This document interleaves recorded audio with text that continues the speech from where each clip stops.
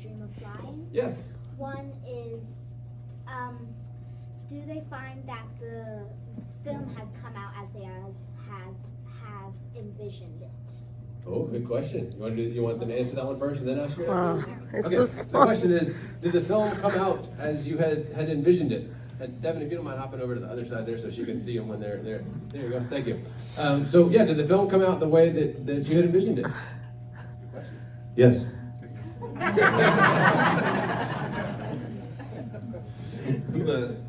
It came out better than I envisioned. I feel so lucky, actually. And it's a lot of different pieces. But I'd like to hear what the rest of the crew. So just to point out really quickly. So Blaine Chastain is a fantastic aerial cinematographer as well as fantastic cinematographer. So he was in charge of cinematography for the film. Jonathan Friedel on camera. Duke Root is one of our producers as well as cameraman. And my daughter Adelaide Moore provided at least 40% of the B-roll of the film and handled all of the sound, so she did a great job. She was 12 when we did the film. So let me ask what Jonathan thought about how it came out compared to how we envisioned. Yeah, there we go. It was remarkable that you were able to take what I gave you and turn it into the magical piece of art that it is now. No one's disagreeing with you. Is this the premiere? Yes. World premiere. Yeah, so we shot for 8 days, like 8 busy days. I was only there for a handful of them, and the final product looks like we shot for a month. I mean, it really is remarkable that you were able to take what we built and turn it into such a rich narrative. Well done, Jim. I have a question for Jim. Are you a optimist or a pessimist? Yes. Because I worked on another documentary with Jim that was called Keymaster, as a feature length, his other feature length that was about a flute maker from Virginia. Oh, yeah. And I remember we were traveling in Ireland, and I think it was when we first got there. And Ireland rains a lot, right? And I was like the optimistic, budding cinematographer, and I was like, just chomping at the bit to go film. You know what that's like. Oh, right? yeah. So, and I was like, oh, I swear the sun's gonna break through, and we're gonna get some great footage. And Jim's like, nope, it's gonna be cloudy and da da da. And so I went out. We went out and we actually did find some amazing shots with the sun just breaking through the clouds and all this kind of thing. But I feel like in this project too, I being reunited with Jem to work on this project, I was like, Jem talked a lot about it. I was like, oh, I don't know if I'm gonna get this, and I don't know if I'm gonna get that. And this is a better challenge. Da, da, da, da. And so I actually, that's why in the end when I saw the edit, I was like, I don't know what Jem was worried about. He got all the stuff he needed. I don't know that he did, but again, you'll see it after you see it. It was a feat to get it done the way he did. So yeah. Anyways. So I'm thinking that's a yes from everybody. That sounds like it. What was your second question? Has anyone ever taken a dog or an animal flying? Great question. Yeah. Great question. She asked if anyone had taken a dog or animal flying. If you look on YouTube, there's a guy who goes paragliding with his Samoyed, I think. It's a very big fluffy dog that he takes paragliding, so you can check that out.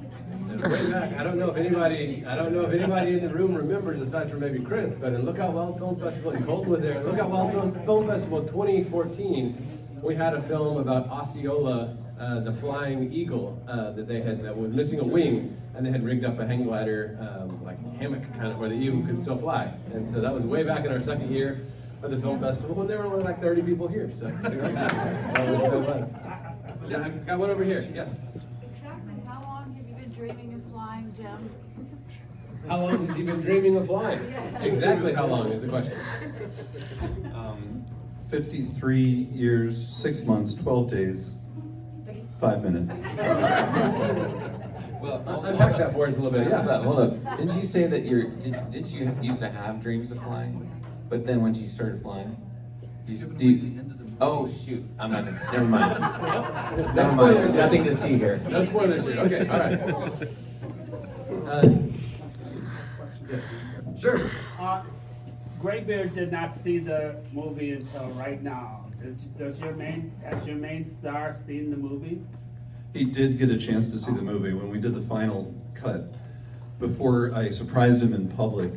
That was really brave, guys. I gotta respond to that, because I put my trust in the film crew, and I was right. You know, I was overwhelmed. It was much, much better than I thought it could possibly ever have been.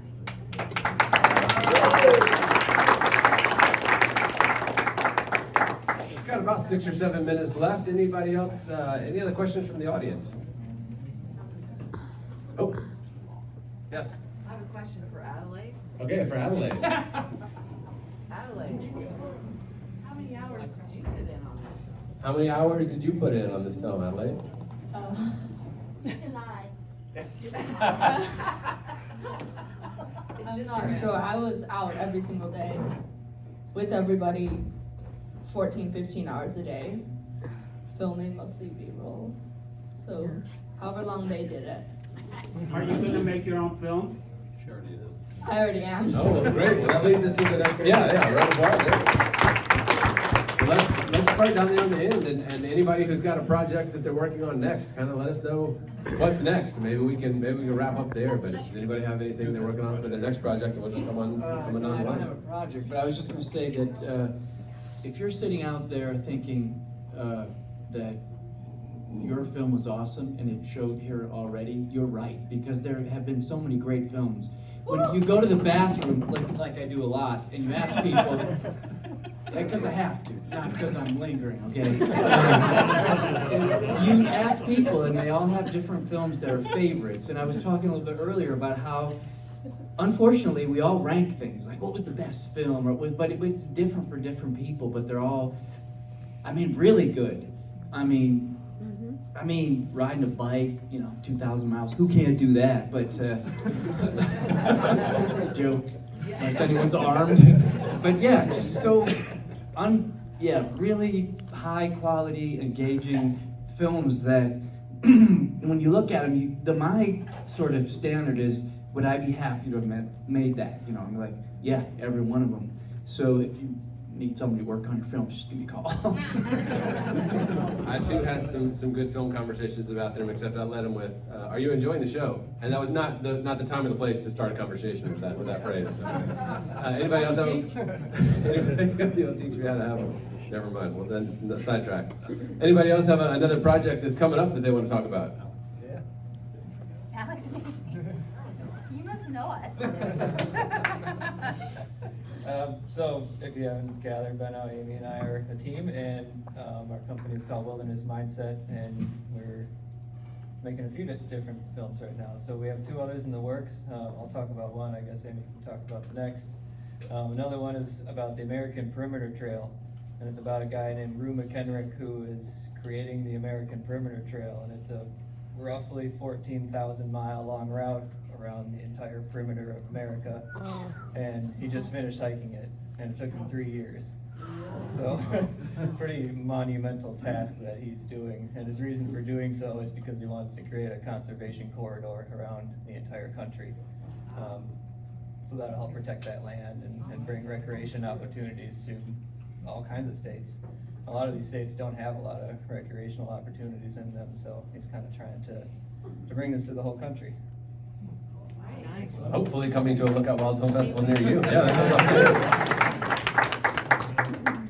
The other project that we are working on is called Mind, Body, Soul, The Nature of Well-Being, and it takes place on the CDT, which is a 3,100 mile hike, and it is just exploring how nature affects the mind and the body and the soul. And I personally have been through a lot in my life, and I'm gonna try not to get emotional, but you get to go to a deep dive in some of the experiences that I've had in my life and how I've overcome them.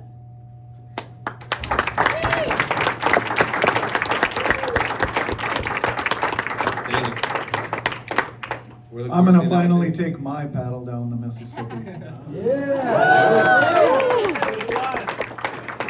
We will be there to River Angel support you.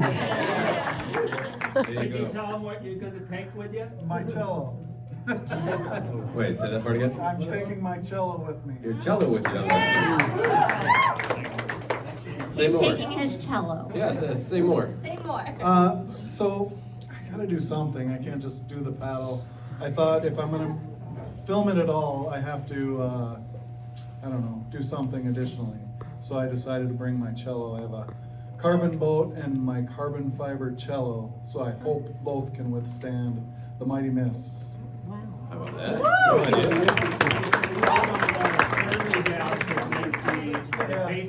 There you go. But Jim, last question here, just before your film screens tonight. It's our closer tonight, so I wanted you to give one last one last moment. Anything else folks need to know, or anything else you'd like to say before the film shows on the big screen? Yeah, one of the reasons behind making the film is you can go on YouTube and you can find footage of people flying hang gliders and paragliders. It's really everywhere, anybody can find it. What you generally see are people doing exceptional things, aerobatics, speed runs, all of this amazing top athlete thing. And what I really wanted to do and what I wanted to bring to people with the film is the idea that anybody can do this. This is something we've all dreamt of flying in our dreams at some point, and anybody can do it. This is not about elite athletes doing unattainable things. This is just about anybody who looked up and saw birds and thought, I'd like to be there.